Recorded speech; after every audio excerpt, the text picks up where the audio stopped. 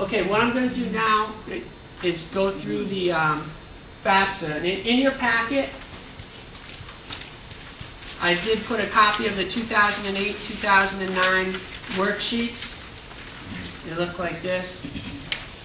Okay, so if you want to flip through there and then see if you have any questions as we go through. Again, what you would do now is apply for a PIN number. Okay? I would recommend that you file the FAFSA online.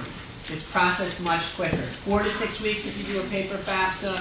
It's a week, 7 to 10 days usually if you do it online. And actually, if you do it online and sign it online with your PIN number, because you can submit the FAFSA online and then print out a paper signature that you have to mail in, or if you can submit it online and sign it right away with your PIN number. If you do that, it's processed in I think it's usually 4 to 10 days. So it's processed much quicker. You don't have to worry about it being lost in the mail.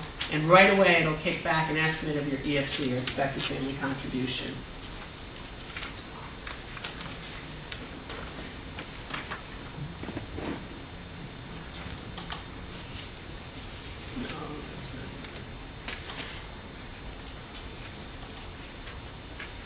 So now I told you that it's going to go off of your 2007 income tax information.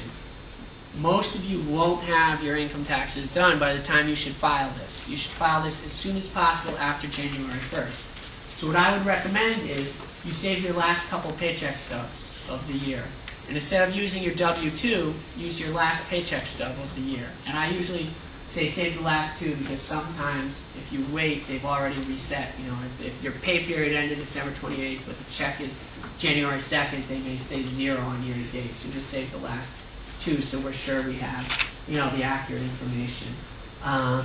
What I do when I'm working with clients, to file an estimate of their FAFSA, I file on an estimated basis, save the last paycheck stubs, use your 2006 tax return. And then I go to H&R Block, has an online tax calculator, so it's calculators, it's actually like refund calculator, but a tax calculator. And then you can go through and enter in all the information, how many dependents you have. You enter in and use the paycheck stubs for the income, and then everything else I use from the previous year to get an estimate. So the interest and dividend from the last year, unless you know it's going to be a big change. And then also for your itemized deductions, if you itemize your deductions, enter in the last year's number. And then that'll come out and give you an estimate of how much tax you're going to owe. And that's what I use when you enter in the taxes paid.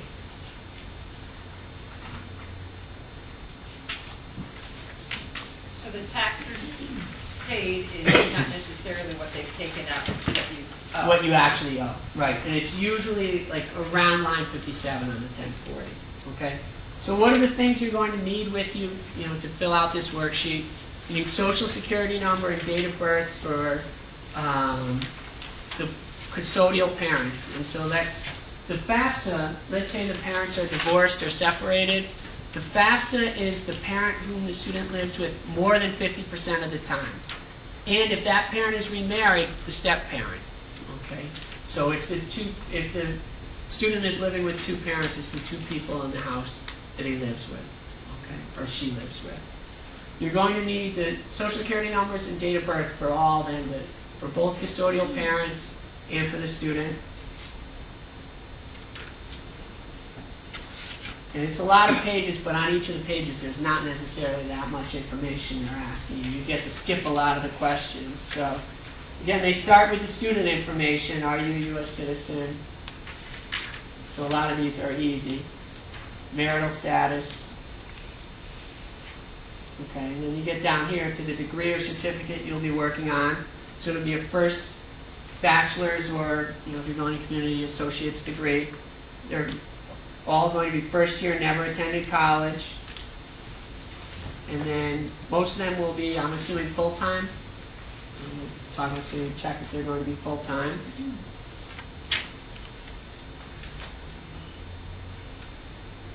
And to be honest, I don't know what they do with this. They ask you what type of student aid interests you, but I think you'll get, they're going to give it to you either way. So if you say you don't want work study and they offer it to you, you don't have to take the work study. You don't have to take the loan, but usually the schools will consider that as part of their package.